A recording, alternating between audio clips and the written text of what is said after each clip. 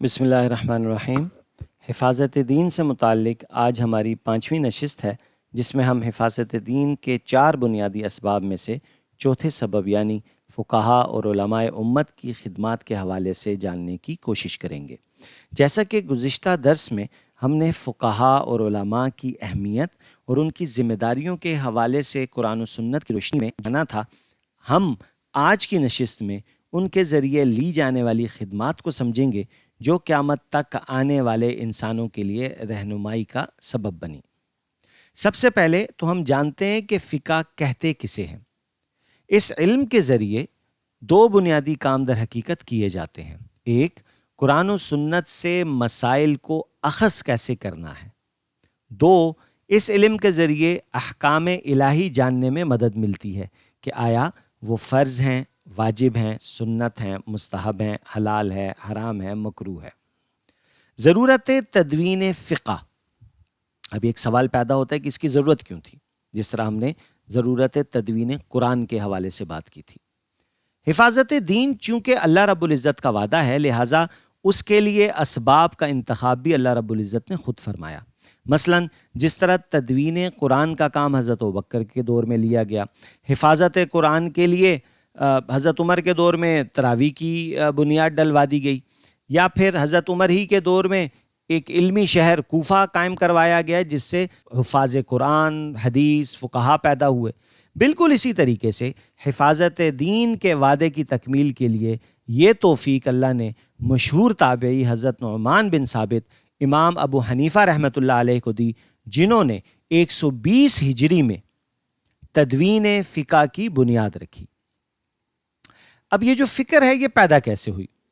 جس طرح حضرت عمر رضی اللہ تعالیٰ عنہ کے دل میں یہ تدوین قرآن کی فکر پیدا ہوئی تھی کہ اگر خدا نخواستہ یہ جو حفاظ صحابہ ہیں اگر یہ دنیا سے تشریف لے گئے تو آنے والی امت تک دین کیسے پہنچے گا، بالکل اسی طریقے سے ایک فکر امام ابو حنیفہ کے دل میں بھی پیدا ہوئی کہ جو ہم سے پہلے افراد تھے وہ آج نہیں رہے، یعنی صحابہ تو نہیں رہے، اور زمانہ انحطاط کی طرف تیزی سے بڑھ رہا ہے، لہٰذا آج جو صحابہ کے شاگرد جو شرعی ایکسپرٹس موجود ہیں ان سے استفادہ حاصل کر لینا چاہیے اور ان کے علم کو ایک جگہ جمع کر دینا چاہیے تاکہ آنے والی نسلوں کے لیے ایسا دستور الامر مرتب کر دیا جائے جو زندگی کے ہر موڑ پر ان کے لیے مشعل راہ ہو۔ کیفیت تدوین فقہ۔ اب ہم جانیں گے کہ یہ سلسلہ شروع کیسے ہوا۔ اس اہم کام کو انجام دینے کے لیے آپ نے اپنے ہزاروں شاگردوں میں سے ماہرین اشخاص منتخب فرمائے جن کی تعداد 40 ہے، اور ایک کمیٹی تشکیل دی جس میں صحابہ کی اولاد، تابعین، تبع تابعین وغیرہ سب شامل تھے، جن کے اسماء یہ ہیں۔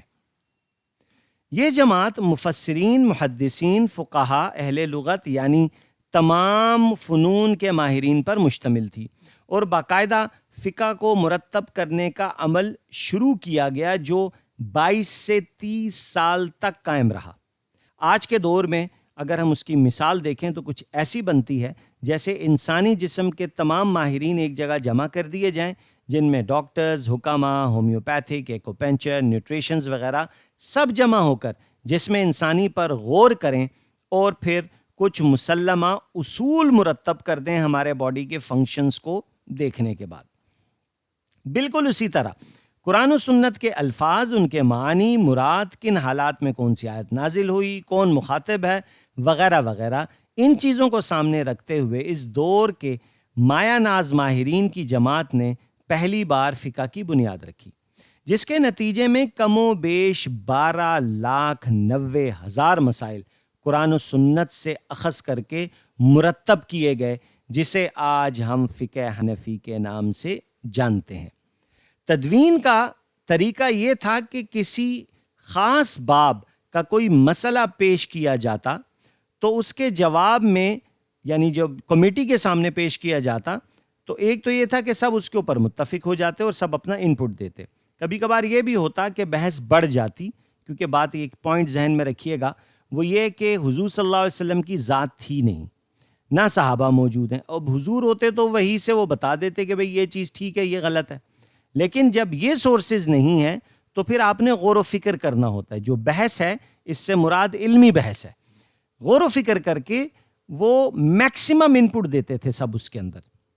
جس ہم نے ابھی سنا کہ بہت سارے ماہرین تھے. اگر سب ایک کسی بات پر متفق ہو جاتے, جمع ہو جاتے, تو اس کو نوٹ کر لیا جاتا. اور کبھی ایسا بھی ہوتا کہ 35 کی رائے ایک طرف ہے, 5 کی ایک طرف ہے, تو 35 کی رائے لکھ دی جاتی اور نیچے 5 کی بھی رائے لکھ دی جاتی کہ جی انہوں نے اس کے اوپر ایگری نہیں ہوئے اور ان کی بنیاد یہ تھی, اور اس کو نوٹ کر دیا جاتا. اور یہ ایک انتہائی آزادانہ ماحول میں یہ پریکٹس کی جاتی تھی, کیونکہ انتہائی اخلاص کی بنیاد پر یہ سلسلہ شروع کیا گیا تھا. اور اسلام کی تاریخ میں اتنی بڑی شورا کبھی بھی نہیں بنی. اسی وجہ سے جو فقہ حنفی ہے اس کو جو خاصیت ملی یا اسے اہمیت ملی یا اسے قبولیت ملی, یہ ایک کسی شخص کی مرتب کردہ فقہ نہیں ہے, بلکہ اس کے پیچھے 40 ماہرین افراد موجود ہیں.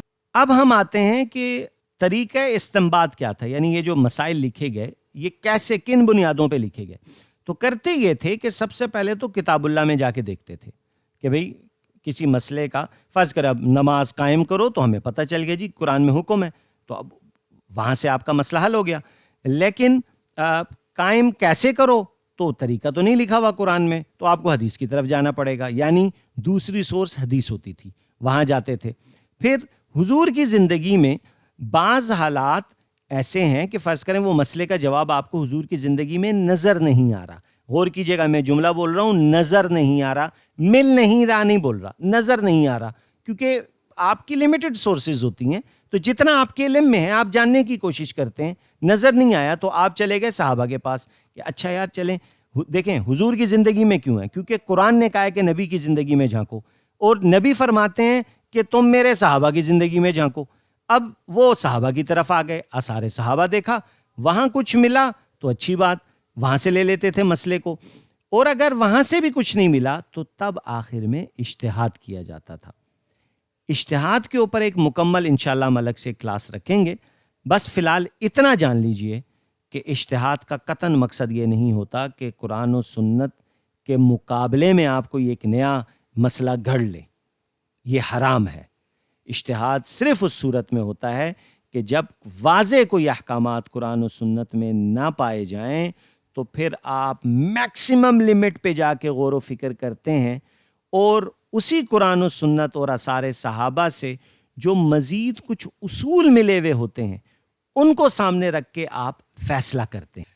یہ تھا بیسیکلی پورا اسٹرکچر آف حفاظت دین. یہ وہ چیزیں تھیں جس کے ذریعے اللہ رب العزت نے ان 4 حصوں میں حفاظت دین کی بنیادیں رکھی. اس سے آگے انشاءاللہ جو دروس ہیں, کیونکہ ہم نے ایک شارٹ ٹائم ہونے کی وجہ سے بہت سارے ایسے اہم موضوع ہیں جن کو نہیں چھیڑا, جو ہم ابھی 1 بائی 1 ذیلی اصول بنا کر انشاءاللہ یا ذیلی مضمون بنا کر انشاءاللہ ہم ان کو ڈسکس کریں گے آنے والے دروس میں. مثلا یہ 4 جو ائمہ ہیں یہ تھے کون, ان کی تفصیل, ان کا نسب کیا ہے, کہاں سے پڑھا انہوں نے. ہم اگر فرض کریں کسی کی بات سن رہے ہیں تو بھئی کیوں سن رہے ہیں, کون تھے وہ, پتہ تو چلے. اس کو ایک انشاءاللہ الگ سے سبجیکٹ میں بات کی جائے گی.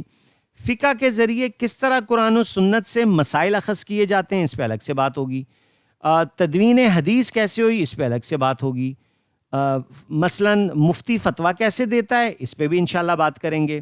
اسلام اگر ایک ہے یعنی قرآن و سنت ایک ہے تو پھر 4 فقہ کیوں, یہ بھی سوال اٹھتا ہے, اس پہ بھی انشاءاللہ بات کریں گے.